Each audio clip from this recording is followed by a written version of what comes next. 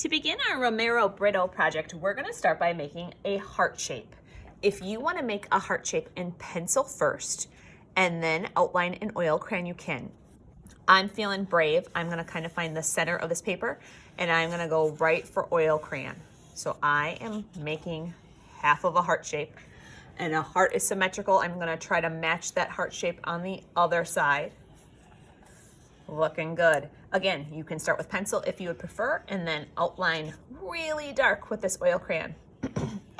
I'm being very careful that I am not resting on the oil crayon because it'll smear. Now inside that heart, we're going to divide it into some different shapes like Romero would have. So I'm just making lines from one edge to the other edge of the heart. You could also make a line that starts on another line, but it has to touch another part of the heart to make a shape. So I have 1, 2, 3 shapes in this heart. I would say somewhere around 4 to 8 shapes is what you're gonna want. 1, 2, 3, 4, 5. This one's kind of big. I'm gonna split this up. 6. Inside each of those shapes with your oil crayon, you are gonna create a pattern. So maybe in this part, I'm having some diagonal stripes. In another part, I might have some circles. I might get inventive and just think about different types of lines. Zigzag, dotted, wavy, rippled, lines that look like the Great Wall of China. You can be super creative. I'm gonna do some triangle shapes. Maybe inside that shape, I also have squares. It's a square and triangle pattern. Again, I'm just being really careful not to lean on this oil crayon because I know it will smear. I'm gonna do really big zigzags.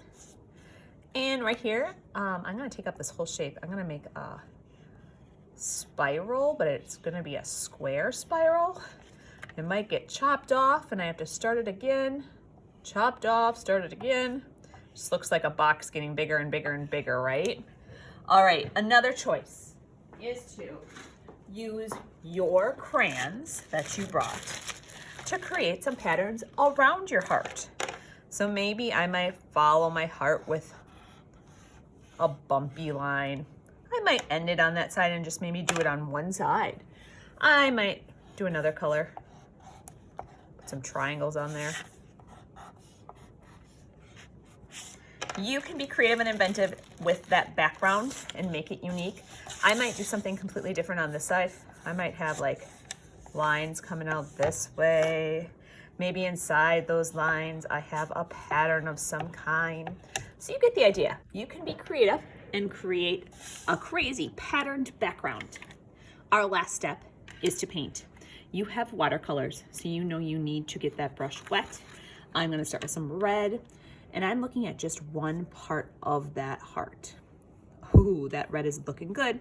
If you want it lighter, you can always add water. I am trying not to be super smeary and rubbing my brush a lot because that oil crayon might get dirty. Next to red, you could mix colors. So these colors in the watercolor containers are the same order as our color wheel. So if they're next to each other, they're gonna mix really nicely. I switched over to yellow in this shape. Yellow would mix with orange. Yellow would mix with green. I am not gonna use brown or black today. Romero kept his work very colorful. Black is just gonna make it dark and we're gonna have a hard time seeing our heart. And he really didn't use much brown. Do you have to mix? No, you don't have to mix in every spot if you don't want to. Your job today is to paint each part of the heart different. And then you can also add color in the background. Here is a finished piece of Romero Britto heart art. No white left, lots of color, lots of pattern.